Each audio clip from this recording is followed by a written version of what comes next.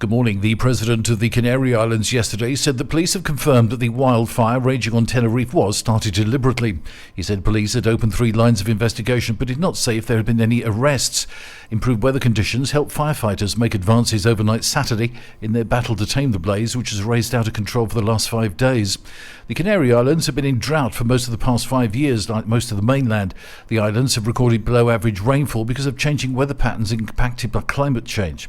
Although the blaze in the northeast of the island is not near the main tourist areas in the southwest, the regional government ordered the evacuation of a state-run hotel in the Teide Volcano National Park in central Tenerife, some 50 kilometres southwest of the fire zone.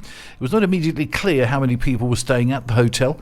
More than 12,000 people have been evacuated from their homes since the fire started last Tuesday. Up to Saturday, more than 8,000 hectares of pine forest have been burnt. No injuries have yet been reported, and thanks to the firefighters, no houses have been burnt so far. Video footage showing sailing boat owners shooting at killer whales has sparked demands for a probe by animal rights campaigners.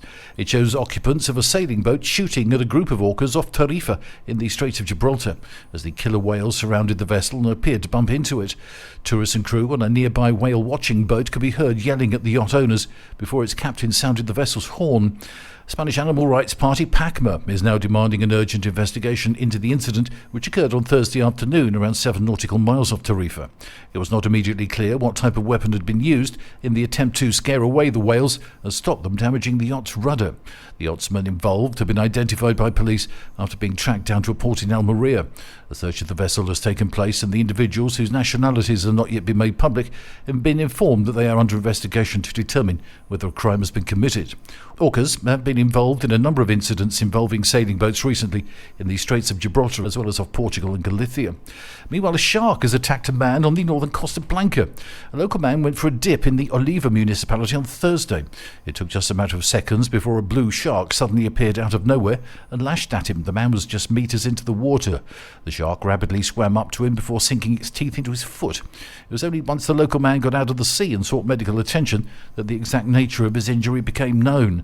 After studying his bite, specialists informed the man that he had been attacked by a blue shark. Beaches nearby were closed whilst a search for the shark was carried out. And Queen Letizia helped present the World Cup trophy to Spain after their famous win in Sydney yesterday and ended up in the middle of a soccer scrum as celebrations continued. The Queen attended the final with her younger daughter, the Infanta Sofia.